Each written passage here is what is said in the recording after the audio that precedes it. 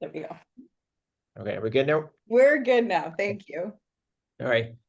So why don't we go ahead, do some introductions? I believe I know everybody here, but just making sure I don't overlook anybody. I'm Mike McKee, and the director for MDisability, also a professor at family medicine, and I'll have a secondary appointment at physical medicine rehabilitation.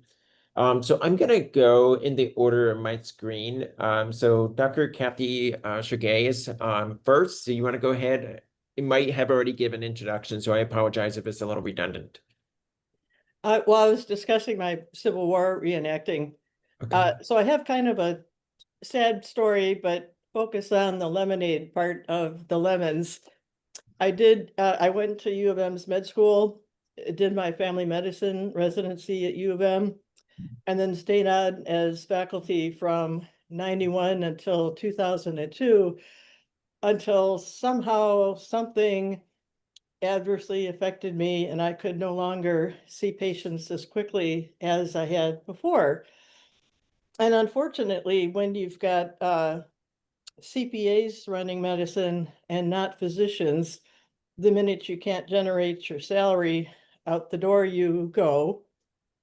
So I was still a pretty young physician at 38 and unable to see patients full-time or even part-time, which turned out to be myasthenia gravis. So the part of my job that I missed the most was teaching.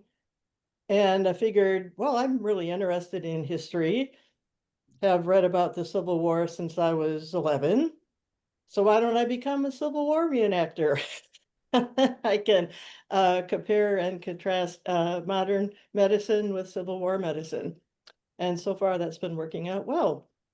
To stay academically active, I'm the chair of the Society of Teachers of Family Medicine research collaborative on disabilities.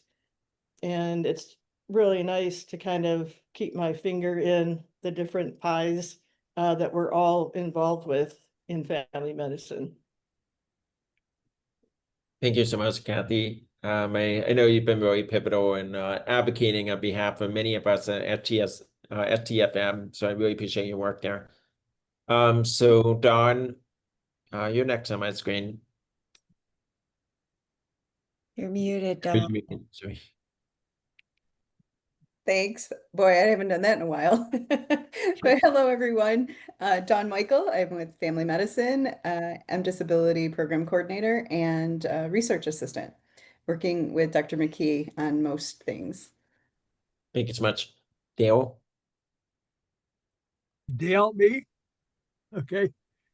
Dale Lefevre, Emeritus Faculty Member. Been here since 1978, so check your birth certificate. And my job in the department now is to help raise money to do philanthropy in support of a number of programs, including MDisability. Thank you, Dale. Becca, it's good to see you. You're next. Hi, I'm Becca. I'm a second-year family medicine resident and am interested in a career that serves patients with disabilities. I have twins that have a rare metabolic disorder, so I'm learning advocacy as a parent as I learn as how to become a physician. Great to have you here. Liz? Hi there, I'm Liz Katz. I'm the science communicator with the Department of Family Medicine, and I also work with the MDisability team to promote the program and its activities. Thank you so much. India? Hi, good afternoon. My name is India Foy. I am the Managing Director for the Center for Disability Health and Wellness. And I also work closely with Dr. McKee and help support Dr. Michelle Mead in PM&R. Thank you so much. Jody? Hello, I am Jody Kushmer. I am in the Department of Physical Medicine and Rehabilitation, and I am a research coordinator in a variety of different studies. The main study I'm working on right now is to help make accessible self-driving vehicles more accessible for people with disabilities. So, Thank you so much, Jody. yep. Joe? Hi, everyone. My name is Jill. I am a recent college grad and a current MDisability intern. And then I will be starting medical school at Michigan on Monday. And this summer, I'm working with Dr. Lisa Meeks and Dr. Kim McKee. Yeah, we're excited you're here for the long term. PF? Hi, I'm P.F. Anderson. I'm one of the informationists at the Taubman Health Sciences Library, and part of my job is as the disability research liaison, and another part of it is as the graphic medicine liaison. And right now, I am working, last weekend, I was at the graphic medicine conference, and I'm currently working on bringing to Michigan an exhibit of how to make comics accessible for people who are blind and visually impaired.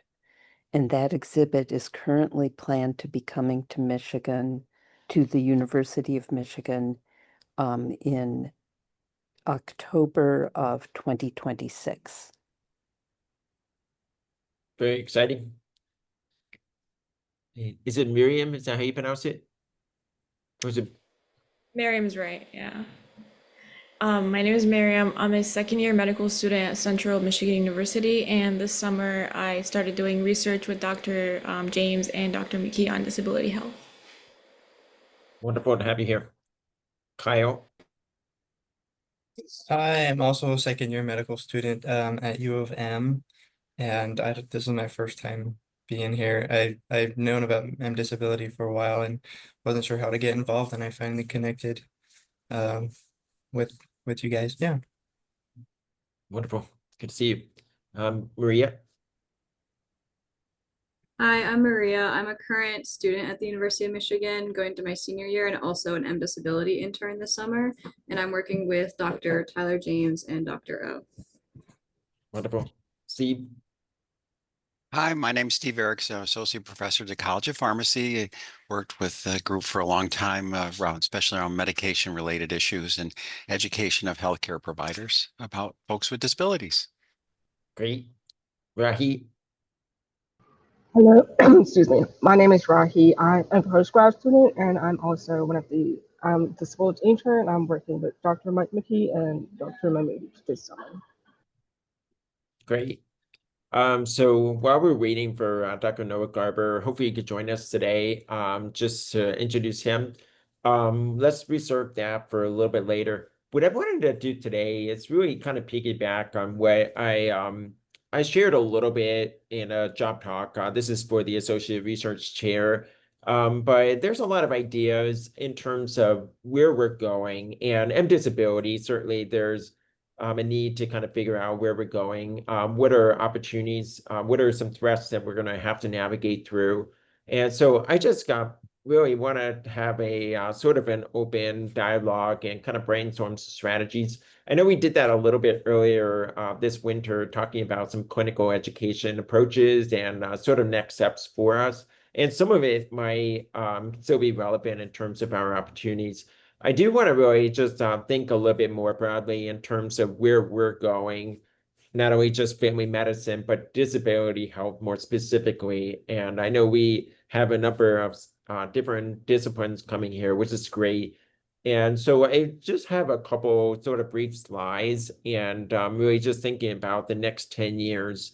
And I understand it sometimes could be a little challenging to think about 10 years out when we have a fair amount of turmoil happening currently. But this 10-year window, I think, will give us some opportunity to be really innovative, try to really brainstorm some opportunities for us to position ourselves despite what might be happening more shorter term. So let me just share some slides, and hopefully we can foster some discussions here. So give me 1 second. Oh, Don, can you give me the opportunity to share? Okay, awesome.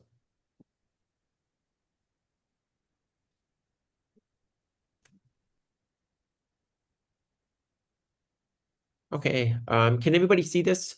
You can, yeah, okay, awesome. So I put the year 2035. I know it's kind of hard to envision. 10 years is going to be 2035. I know, we were talking about the year 2001, which is actually the year I graduated. It was very futuristic. We were going to be the next wave of futuristic doctors. While some things have certainly progressed, there are some things that have not.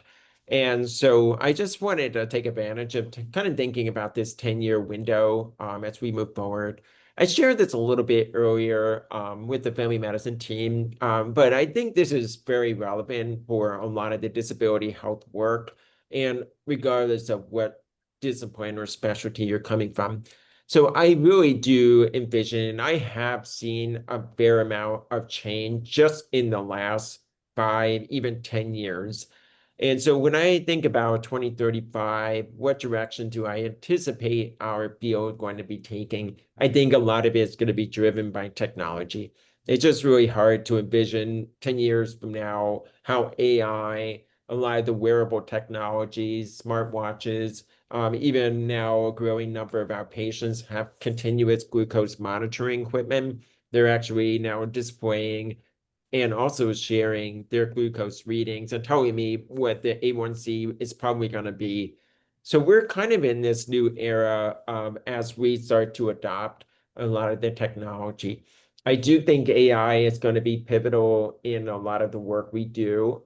So for full disclosure, family medicine is right now working with a program called DAX, D-A-X, and it's a AI note-taking service.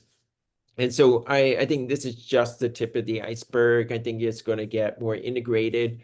I really also kind of envision that there will be some sort of like personalized precision kind of concepts where, this is going to be your recommended list, things to maybe explore, and that would be shared and tailored for different patients. And this is also something we can see more condition or disability specific. The other need is really, again, making sure that there's opportunities to grow a lot of the remote care and, more importantly, the assistive technology. I did an enabling summit last October, and this was at DC. And it was really a great opportunity to get out of my typical conference. And this was really cutting edge tech-based sectors. So we had Google, we had Facebook, we had Amazon. Surprisingly, Apple wasn't really well represented in this group, but it was really with the intention of talking about a lot of the technology that could or is being tailored for people with disabilities. The other area, I know it might be a little hard to envision this with this new bill being passed, but I do think we are going to move to a point where integrated, having more interdisciplinary care and teams, especially for a lot of our patients with disabilities. I just don't see a way around that. And we'll talk a little bit more about that in a second. And then the other thing is precision and patient-centered care. We're doing some of that, but more will be coming down the pipeline. I'm seeing a lot more genomics-based testing, especially for medication use, and now getting more genetic studies, especially if somebody has congenital syndromes. And we're getting a lot more reports. And to some degree, we get a little bit of guidance on what I should do as a family medicine doctor. But in most cases, I don't really have a good grasp. Okay, so we know this. What do I do? And so it's really important that we need to really find opportunities to talk about, this is my genetic profile. What are things that I have to worry about for prevention or making sure I don't overlook new phenotypes in terms of presentations that will happen condition-based. So I kind of really surveyed a little bit in the literature for this sort of futuristic thinking in disability health. And I was struck that there wasn't really anybody thinking that far out. And so I would encourage all of us to really start thinking, brainstorm, so we can get excited about the future. And we can also start to think about what has to happen before we get to this new era. But this is an article that was provided by Andrew Porang, And he is actually well known in disability circles. He is involved with CryptoVote and just a lot of other disability advocacy-based work. And a couple sort of things that he kind of highlighted that is important to think while we have this futuristic thinking. He had a big caution about technology because he was worried about technology doing a couple things that a lot of us don't really think about, but are important. So one is creating a further divide. So having people that have or have nots, and even the ability for people to be comfortable with certain technology, some people are not. So we call that the digital divide or tech divide. And the second thing is, as we get into more assistive technology or even new tools, it also can sometimes even support this medical model, like fix it rather than being supportive, thinking more of a social model as we approach our patient care with, especially people with disabilities. And so those were really some interesting thoughts that he kind of raised. And I think that's something that we do need to really think about and be mindful as we go forward with any adoption of new technologies. I know for me personally, so just to give a little bit of background, so back in when I was much younger, my first really telecommunication was TTY. So for those of you who don't know, this was before I got my cochlear implant. So I would actually have to type on this sort of like a typewriter, and it would send a series of beeps to another device that had a TTY. So it was very cumbersome. And it really put me at a disadvantage communicating with my peers, my friends. And so that was always kind of a struggle that we've had. When you go into the 2000s, the big thing that I thought was revolutionary for me personally was now we had this, it was kind of a clunky big device called Wintel, and it was allowing more alphanumeric pager, but allowing more bidirectional texting. It was sort of like the very crude area. And also what came about that was helpful for me for communication was video relay service. And so being able to call an interpreter to facilitate a communication or to do something called a voice carryover. So I can talk to somebody, but without the cochlear implant, I could not function on the phone. And so that was sort of another big step forward. During that decade is also when I got the cochlear implant.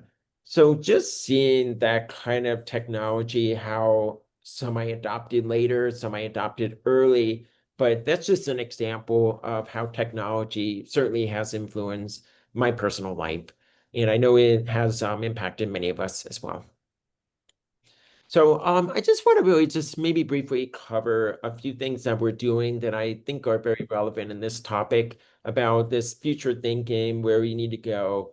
Many of you are aware of the disability field that many of us were very instrumental in developing and implementing, and now hopefully we're just informing everybody in Michigan Medicine to use. So we have a disability field in my chart. For those of you who don't know about it, we have Big Bird. Sorry, it's cut off here. So Big Bird, being a patient of mine, documented several disabilities on the storyboard, which is on the left side. And what that does, it really helps us to understand who we are taking care of. We have historically have not done a good job, and is what it leads to is that we find out somebody has a disability or a combination request, shows up in the room with nothing set up. It's just a very reactive type of environment. We don't, we're all frustrated, we're dissatisfied. So by screening and identifying the disability allows us to move to the next step, which we're so trying to tackle effectively. What kind of accommodations you need and how we can implement them. That is moving us to being more proactive and meeting the needs for these people. And so it's already widely used. I know family medicine has definitely made an emphasis on this. So we are having it available on paper. We also push this out in portal. And for those who have a discussion, you can manually enter it in the tab.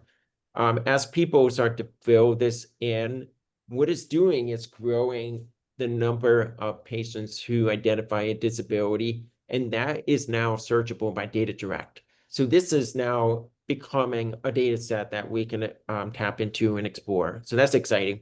One thing that I also want to highlight, Epic, this is an Epic-based system, just FYI, is also doing a disability field. We just don't know what it looks like.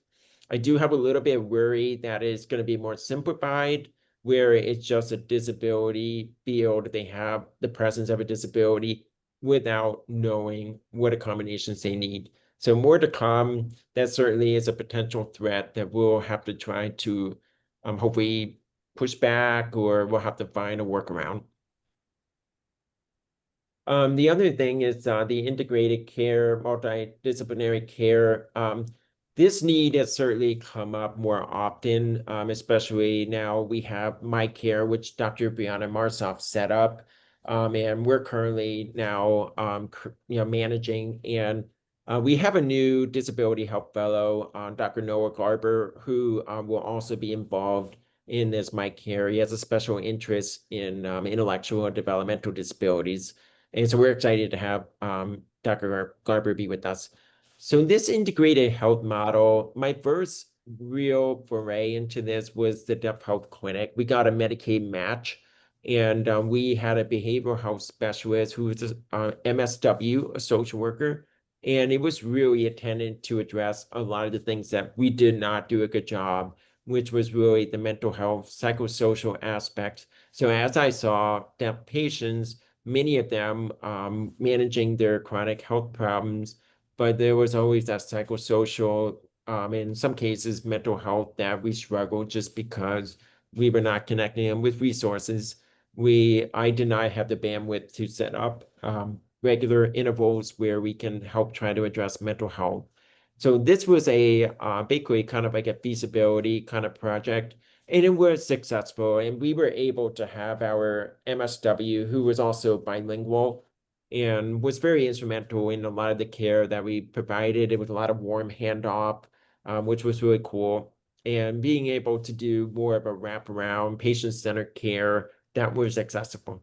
Unfortunately, going now 5 or 6 years after this project took place, the social worker moved on to private practice. So we had to, again, think about turnover, sustainability, and I'm hoping we can be able to get back to that model. The other thing that Steve and I have been doing a lot is around comprehensive medication review. And that's an example of integrated care. So being able to help avoid a lot of the medication errors, safety concerns. Many of these are patients with very long lists of medications and are being missed in terms of helping address a lot of these symptoms, side effects, or even downstream impacts like diabetes, stroke risk with some of the antipsychotics. And then the other part is really healthcare accessibility studies. So that has been rising, and I think that's an area we need to do more. So I collaborated with another computer science professor, Dr. Drew Jain, so Jain, and he also has a hearing loss like myself. And in this screenshot, you could see there's sort of like this tent kind of component where there's 2 tablets sort of put together. And this is a trained model AI transcription program. And what we're trying to do is really help address some of the communication breakdowns, especially when we put on a mask, to help people who might not be able to lip read or have trouble to be able to see the lips. And so what we're trying to also do is address a lot of the concerns, especially among people with more age-related or more spoken English in terms of hearing loss, non-signers.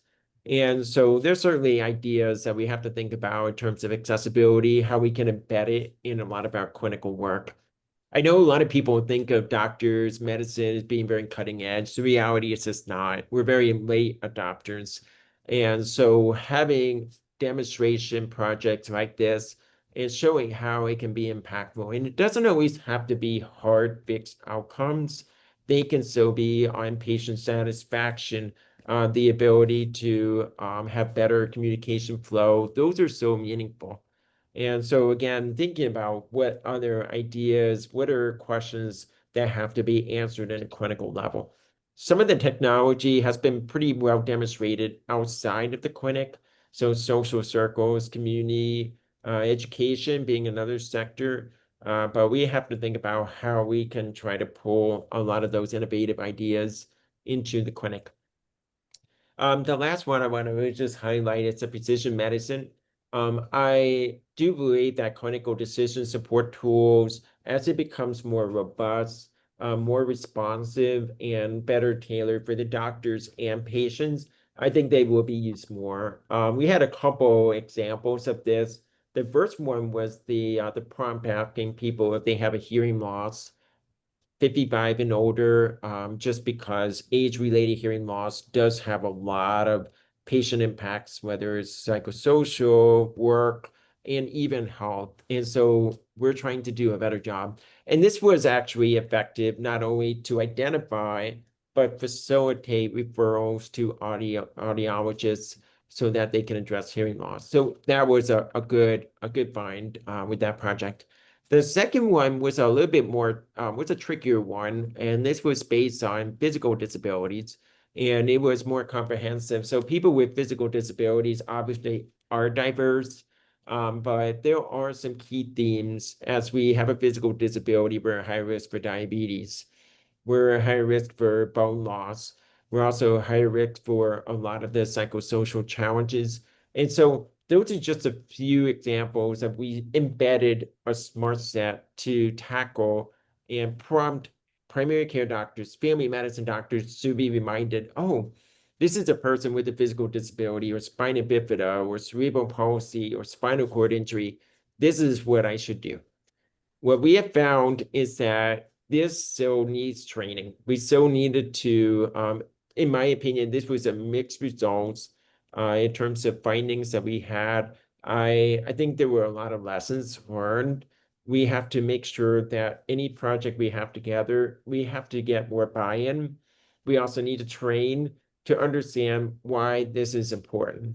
Just getting a prompt or a smart set or clinical decision tool telling doctors this is what you should do doesn't always work. Doctors need an explanation. They need to have buy-in. They need to understand the value behind it. And so that was something that we realized that we'll have to do a better job going forward. So I'm going to just stop. I know I kind of rambled on a little bit for the last 15 minutes or so. I wanted to just kind of open it up on things that you have seen and where we need to go forward. Also talk about priorities, whether it's MDisability or in partnership with other groups such as CDHW. What are potential collaborators we need to think about? What are some new tech assistive devices, new innovative approaches that we have not really addressed, but we should? Thoughts? And this is just an open forum. I see there's a couple of chats. So hang on a second. This is PF. Some of what I've been seeing is increased use of haptics for communication. So I would take a look into more of that.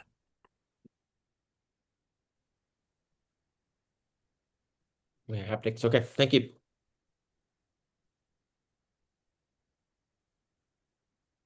Are there any good models or things that you have seen? And it doesn't have to be in a healthcare setting.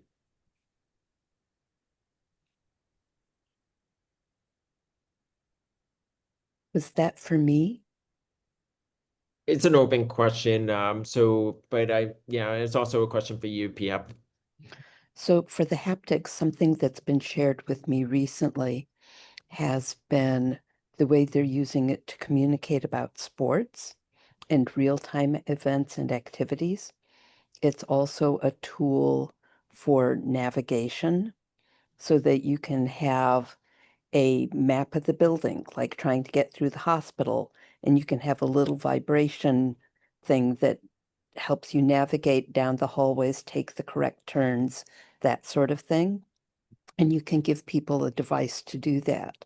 For the sports, they're using it for basketball and soccer, and people who are blind can watch the game through their fingers by having a device that has the sports arena on it, and the haptic alert shows how the ball is navigating the court in real time. And it's really amazing to watch the blind person watching the game with their fingers and going, score. Very cool.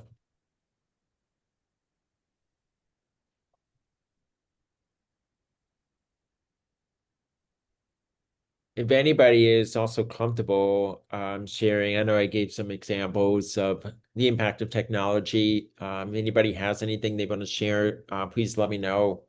And then we can just pivot some of those sort of approaches and what people think where we're headed in the next 10 years.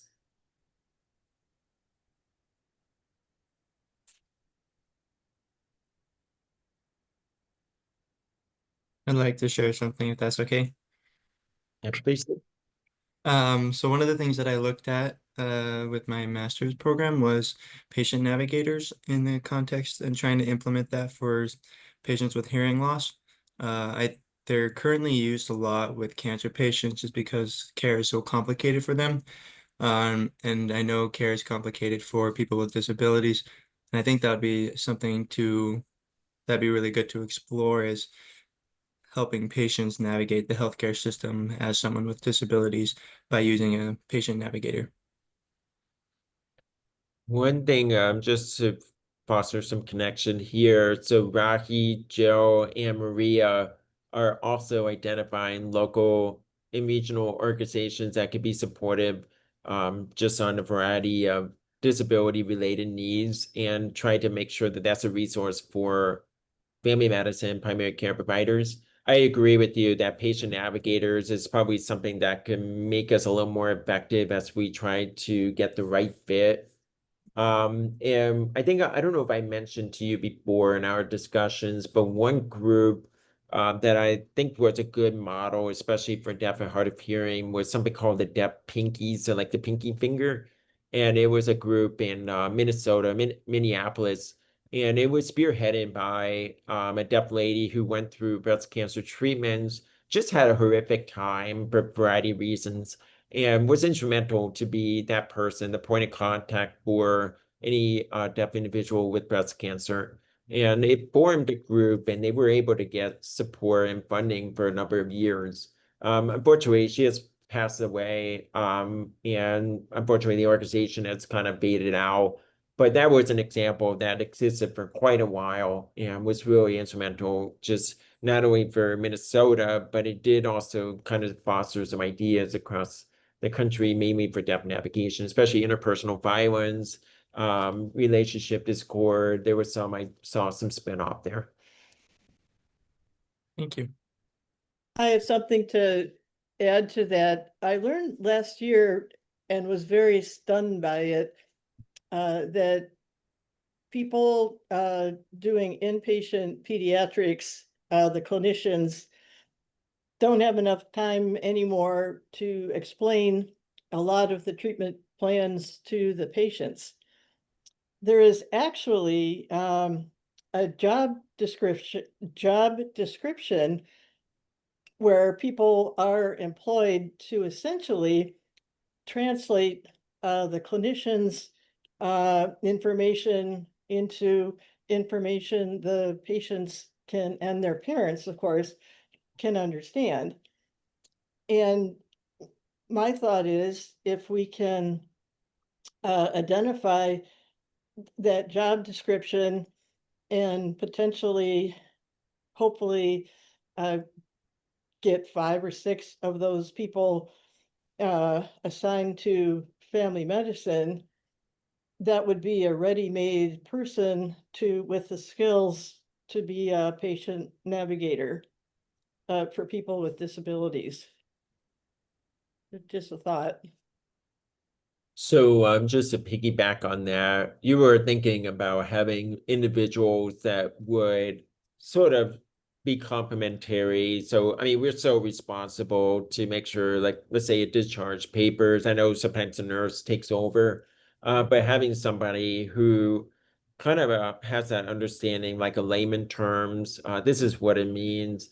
And they kind of bridge sort of that patient facing, community facing with some awareness and knowledge of some of the medical terminology that the healthcare system or team members tend to use. So you were thinking about somebody that would kind of straddle in between, maybe having a personal experience, but can help navigate somebody in the inpatient side. Correct. I was thinking that the people who fulfill that role have taken classes in medical vocabulary, patient communication skills. They've got basic psychology. Right. So I thought instead of family medicine having to train a navigator, you'd be able to get some that way who are already very skilled in what they do. So all you would need to do, and I know this is always difficult, is come up with a research project, hopefully documenting how helpful they can be. So in Boston, I think this was back, gosh, it might have been 15 years ago. They actually had something called Project Red, which is re-engineered discharge. And they were actually using sort of this robotic, computer-driven discharge planning that was really kind of tailored for people with inadequate health literacy. And it was an interesting model. While I think there's still a need for that personal touch, what they found is that people were not embarrassed to ask for clarification. So sometimes, I see it sometimes with people with different types of disabilities where we just struggle with this negative perception. So we're kind of internalizing thinking if I ask more clarification, they're going to think I'm not knowledgeable or stupid. And so it just puts a barrier. And what they found with this project, which I think could be relatable to people with disabilities, is that having a very safe space to ask for further clarification, and maybe the patient navigator is another element of that. But that was what really struck me from that type of project. Thank you. I see a couple of hands up. I don't know who was first, so apologies. Is it Jody or PF? Oh, okay. Yes. I'm sorry, who was first? I was first. Okay. So related to the communication thing, I just wanted to let y'all know that the library created a mobile app to support plain language translation of medical terms, which helps to support independence. And the code for that, we did that years ago, and there have been several versions of that mobile app that we created for plain language medical dictionary. But the code is open source and open access, so people could customize it with the terms for their community. And that would be something that would be another option that people could use to help support communication. That's great. Yeah, I haven't utilized them that heavily, and I need to do more. I think some of it is also how to make it more present in a lot of our inpatient, outpatient work.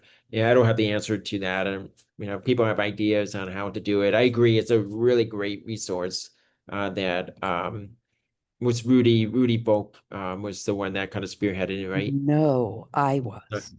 Oh, you were? Okay, I was the person who hired the programmer, came up with the idea, hired the programmer, and created the initial version. And the responsibility for the project then moved to Carol Shannon in the library, and Carol just retired in the last couple weeks. So I'm not sure who's responsible for that project now. Okay. But yeah. Oh, great. Oh, that's awesome. I wasn't aware of that. Okay. Jody? I'm not sure if this is related, but I'm trying to push this in every single meeting I go to, so I'm gonna bring it up to this group if you don't mind. So for me, my big issue or my big push that I'm having is to, oh, I don't know if I mentioned this in my intro. I have cerebral palsy, a person with cerebral palsy. I am trying to push mental health care for people with disabilities. There's not much out there. Granted, Medicaid doesn't cover a lot of services for people with disabilities in terms of mental health. So something I would want to look into is, and this is my social work background kicking in, they have all these different techniques for like depression, anxiety, whatever mental health issue you're going through, but it seems like people don't know the processes to like help people with disabilities in their situations and what people go through because it is the same but it is a little different. So like looking at different ways to finding the best like mental health care for different people and how those treatments can be effective, because I can say a personal note, I'm lucky I work for U of M. I can advocate for myself. I get myself into a situation where I do get adequate mental health treatment, but it was a battle and people aren't as hard, like tough as I am. So being able to see what treatments work and um, how people can get the care they need, because I know it's a bunch of people out there and yeah, so that's my little soapbox that I have right now. Jody, thank you. I agree, mental health is a big concern, and regardless of what type of disability group we're working with, it's a very common theme that comes up. And I wanted to probe a bit more on what you brought up. So you're thinking about the need to appropriately manage a lot of the mental health needs for these individuals. Yeah. Do you have thoughts on how that would be? So, for example, having mental health counseling psychologists who either have a life experience or have more tailored training around disability health, just having a little bit more cultural competency. What would be something that you feel could be impactful and Yeah. we can adopt? Yeah, so something in that realm, but also like in terms of research, because I'm putting on my research side now too, but like looking at like, and I don't know if this is feasible or not, but like looking at different treatments Mhm. and see, and I know everybody's different, but like I feel like people know what to do for like if you have depression, if you have this, if you have that. But like when you have a disability and your brain like processes things different, those things may work. But like looking at like effective treatments, what works for this, what works for that, and also just giving people, giving the healthcare providers more education, knowledges about systems, the way people's lives are, that kind of stuff. So, like, on both ends of the spectrum, if I'm making any sense. Thank you. PF has I see your hand raised. Thank you. I just have a quick comment. So what Jody mentioned was all really, really important stuff, but it's a little bit down the road. It's like once you actually get therapy, and the barriers to access The to access, yeah. therapy are a really important problem to start with. And that ties in with access to diagnosis. So, for example, ADHD runs in my family, and there are a lot of mental health concerns that are tied in or connected to life with ADHD. But many people in my family, we all know that those individuals have ADHD, but they've never been able to access a formal diagnosis, which becomes a barrier to getting care, treatment, and all of those other things. So just imagine, This happened to somebody in my family where they were trying to seek an ADHD diagnosis and they contacted their primary care physician. And the clinic office did the triage for the question and responded, "Oh, that doesn't come from our office. You have to request that yourself. We don't give you a referral. Here is a 5-page single-spaced list of every provider in the state of Michigan who does ADHD diagnosis. They may or may not be someone you can get to geographically. They may or may not do telemedicine. They may or may not accept your insurance. They may or may not. Just phone them all until you find one that works." And they are telling this to a person who has ADHD, who can't do the task they just sat in their lap. So I don't know what the solution is for this, but that is a very real world problem. I agree. I agree with you, Piep. But I also think that this is an idea where having sort of AI kind of guidance is helpful. It's just beyond the bandwidth. Providers identifying what is the right one. A lot of the providers are just not in that space. So we can't really give recommendations. We don't know their availability. We don't know if they have specific niche areas or expertise, whether it's, they may be fluent in another language or be knowledgeable with a certain disability type. So it's a huge problem. And I think asking us to know it's just not going to go anywhere. And I think this is an area where we have to embrace technology to kind of do a quick filter. I know I met with the interns earlier, Rahi, Jill, and Maria are trying to look for resources, and they came across with United Way. As I think Rahi, it was 211, I think it was. And so kind of typing and kind of quickly getting a list of resources. So I think we need to really support an infrastructure that helps the family medicine doctors. We just don't have the bandwidth. And it's not just family medicine, but it's also other specialties too. So, yep. Kathy. I was able, as you know, Mike, to finally convince the Society of Teachers of Family Medicine not only to put disabilities as part of their upcoming 4-year strategic plan, but also when they redesigned their website to be a home for people with disabilities, because the AAFP has declined to participate. And one of the things that we have permission to do is list resources. My initial thought was listing the resources of different community organizations to help people with disabilities discuss potential accommodations they might need, because it's pretty clear that most places will provide the accommodations if you ask for them, but many people don't realize what accommodations are out there and available to ask for them. So anything you find resource-wise, I can send to SDFM and see if they'll include it on their website.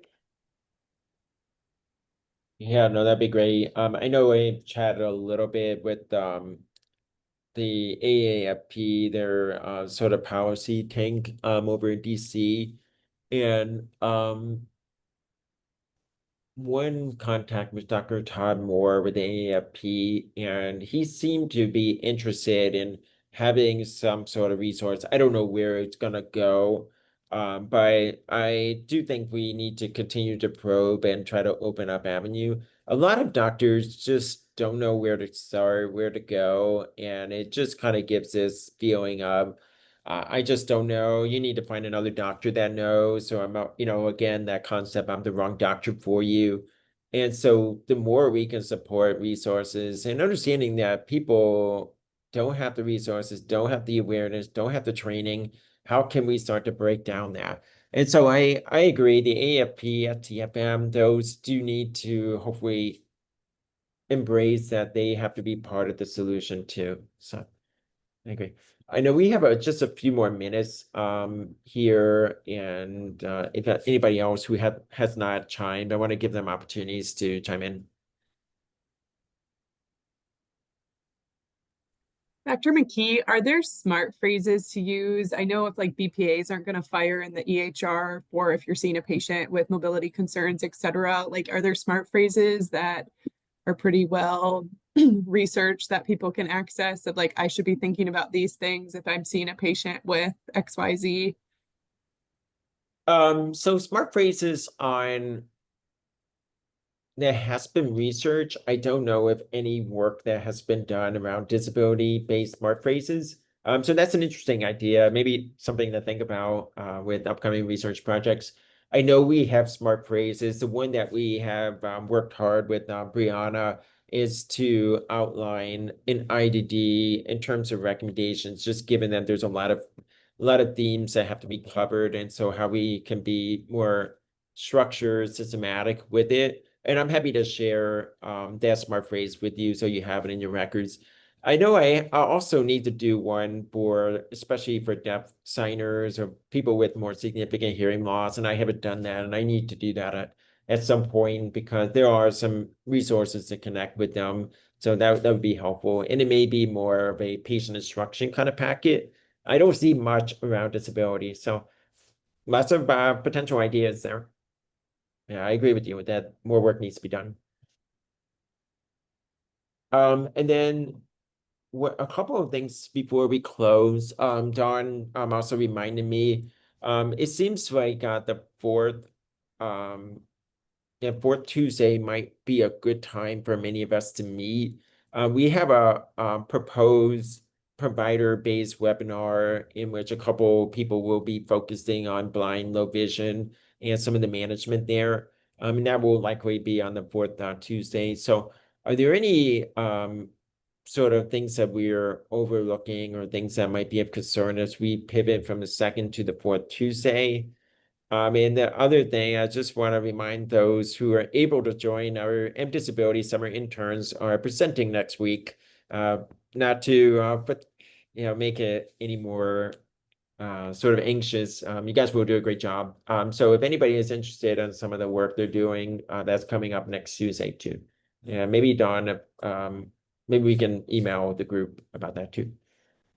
Any concerns about fourth Tuesday versus second? Okay, all right. Yeah, I'll be on second. Yeah. All right. I do have to close. Anything else? All right. It's good to see everybody. Hey, bye. I am always unavailable on the fourth Tuesday.